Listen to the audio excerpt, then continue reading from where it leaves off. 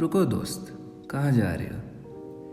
I know you don't know me, but धीरे धीरे जान ही जाएंगे ना एक दूसरे को। मेरा नाम अहमद है और मैं यूरोप में वकूफ़ पज़ीर तुर्की नामी मुल्क में पिछले 4 साल से रह रहा हूँ, या शायद यूरोप और एशिया कहना मुनासिब रहेगा। आप लोग सोच रहे होंगे मैं और तुर्की में ये सब कैसे हुआ, कब हुआ, कहाँ हुआ, क्यों हुआ।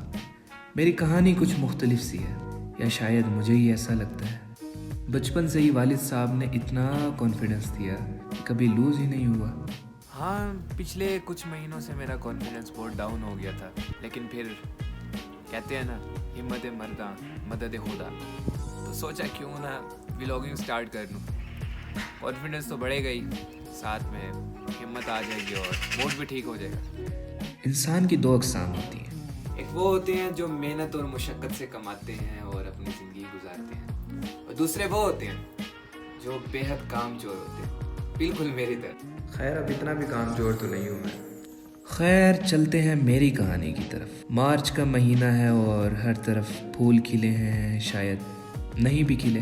मैं 9वीं जमात में हूँ, सब अच्छा चल रहा है, सब बढ़िया चल रहा है। रट्टे लग रहे हैं, किस चीज़ के? फिज़िक्स के, मैथ्स के, बायो के, और मैं इन सब से पास भी होता जा रहा हूँ।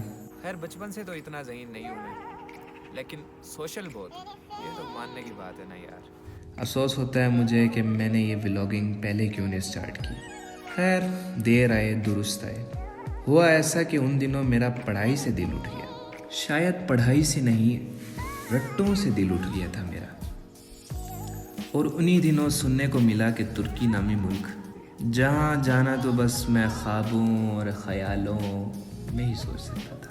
वहाँ एक फाउंडेशन है जो हाई स्कूल स्टडीज़ के लिए स्कॉलरशिप ऑफ़र कर रही है, और स्कॉलरशिप भी आधी वाली नहीं है, 100% ब्रो है, फुली फंडेड है ब्रो। कौन माई का लाल है जो स्किप कर सकता है? वैसे तो मैं बहुत लालची हूँ, लेकिन दिल का तो अच्छा हूँ ना, खुदा गवाह है। खैर, एप्लीकेशन फॉर्म फिल किया और एक्सपेक्टेशंस भी थोड़ी अप कर ली। 2 महीने गुजरे और अब उम्मीदें टूटने लगी।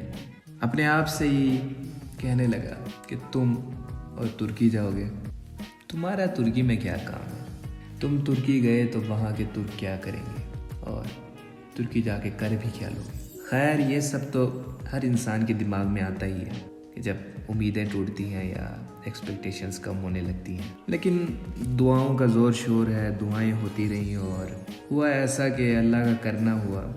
जुलाई के महीने इंटरव्यू की कॉल आ गई। ईमेल ओपन की तो पता चला कि फाउंडेशन इनवाइट कर रही है इंटरव्यू के लिए। खैर, मैंने भी उनको रिस्पॉन्स दिया कि जी हाँ, मैं पार्टिसिपेट करना चाहता हूँ। इंटरव्यू हो गया और कॉन्फिडेंस के झंडे भी गाड़ दिए आपके भाई ने। अब इतना तो ज़हीन हूँ ना मैं। इंटरव्यू अल्लाह अल्लाह करके दिया और मैं फिर से वेटिंग पर, ज़िंदगी की वेटिंग में गुजर रही है। शायद मैं खुदा का ऐसा बंदा हूँ जिसे वो हर चीज़ बहुत सब्र करने पर देता है, या शायद वो मुझसे बहुत मोहब्बत करता है कि मुझे आजमाता है, मेरा सब्र आजमाता है। फिर भी शुक्र है, शुक्र इज़ इम्पोर्टेंट। सो अल्हम्दुलिल्लाह। अब आते हैं मेन बात पर। इंटरव्यू तो हो गया भाई, तुर्कों के साथ सेल्फीज़ भी ले ली। 2 महीने और वेट किया, पता चला कि हाई स्कूल के लिए 4 ईयर्स स्कॉलरशिप प्रोग्राम विन कर लिया आपके भाई ने।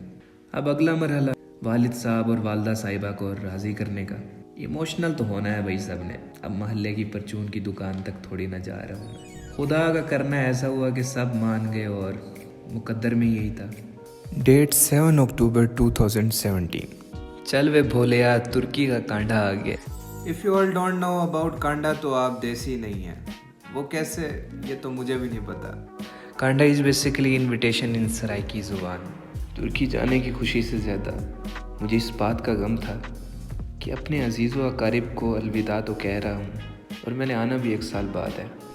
मसला ये है कि जहाज़ में बैठना कैसे है। मैं एक छोटे से शहर से हूँ, मुझे क्या मालूम भाई जहाज़ पर सफ़र कैसे करते हैं। खैर, मेरे एक चचा जी हैं जिन्होंने जाने से पहले मेरी हेल्प की कि ये टिकट होती है, इसे पासपोर्ट कहते हैं, और ये पासपोर्ट कंट्रोल होता है, यहाँ से एंट्री होती है।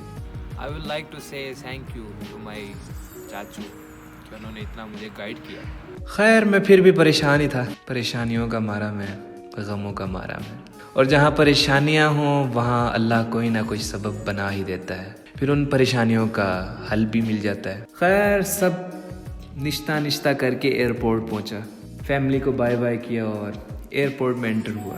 خدا کا کرنا ایسا ہوا کہ انٹرویو میں جن 3 لڑکوں سے میں ملا تھا, حمزہ, انس, حسن, جو کہ 2 اسلام آباد کے برگر ہیں اور ایک جہلم کا میری طرح دیسی بندہ تھا, وہ تینوں میرے سامنے کھڑے مجھے تاڑ رہے ہیں اور میں ان کو. چلو سکھ کا سانس لیا, سفر آسان ہوا.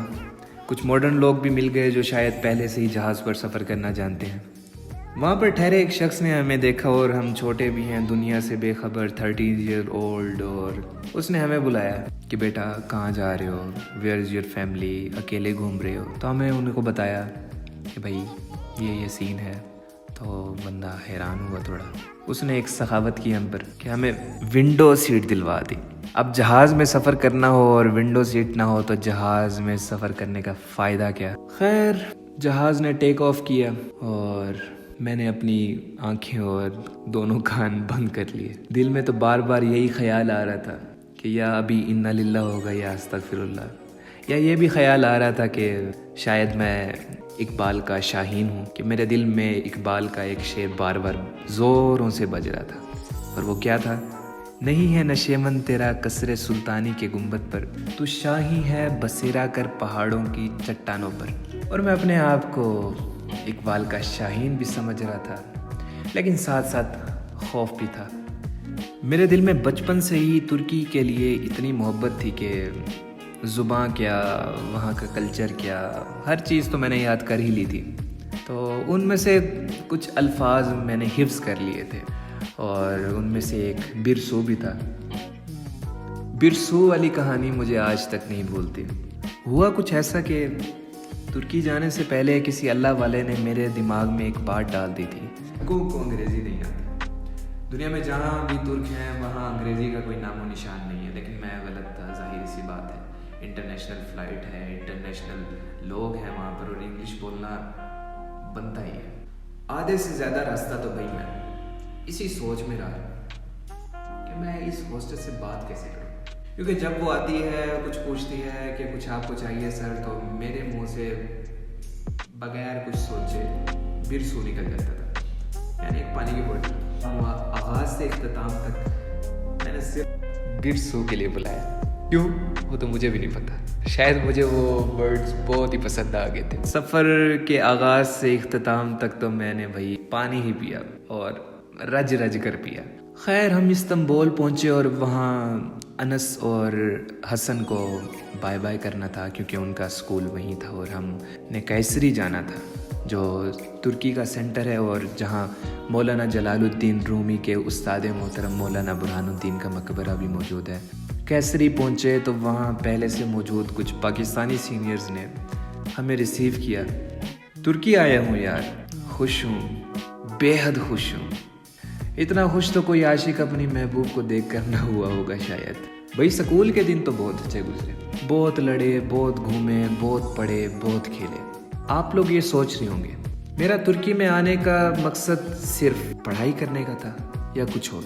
اگر آپ سوچ رہے ہیں کہ میں صرف پڑھائی کرنے آیا تھا تو آپ غلط ہیں. سب سے بڑھ کر تو بھائی میں نے یہاں پر اخوت اور بھائی چارہ سیکھا. بہت سے امتحانوں سے گزر بھی گیا اور بہت سے امتحانوں میں رہ بھی گیا. بھائی میرا تو یہ ماننا ہے کہ انسان جب اکیلا رہتا ہے, جب تنہائی میں رہتا ہے, تو بہت سی مشکلات کا سامنا خود کرتا ہے, اور نئے ایکسپیرینسز گیٹ کرتا ہے, نئے نئے انسانوں سے ملتا ہے, بہت ساری ایسی چیزیں سیکھتا ہے کہ جو انسان اگر اپنی فیملی کے ساتھ رہے تو شاید بہت کم ہی سیکھ سکتا ہے. پہلے میں یہ سمجھتا تھا کہ زندگی صرف اپنے لیے جینی ہے, لیکن اب سمجھ آتا ہے کہ ساتھ میں فیملی بھی تو ہے. میرا یہ بھی ماننا ہے کہ زبان جیسی بھی ہو, رنگ کیسا بھی ہو, جو میٹر کرتی ہے نا چیز میرے دوست, وہ انسانیت ہے, وہ مسلمانیت ہے. اور سب سے بڑا امتحان اپنے آپ کو جاننے کا تھا, جو کہ ابھی تک کنٹینیو ہے, کیونکہ انسان اگر اپنے آپ کو جان لے تو کیا ممکن نہیں ہے میرے دوست. خیر مجھے لگتا ہے میں اور نہیں بول پاؤں گا. یہی میرا چھوٹا سا تعارف ہے اور یہی میری چھوٹی سی کہانی ہے. اور یہ ایسی کہانی ہے اور ایسا سفر ہے کہ جس نے میرے لیے بہت سی ایسی قیمتی یادیں چھوڑی ہیں جن کو شاید میں زندگی بھر نہ بھلا پاؤں گا۔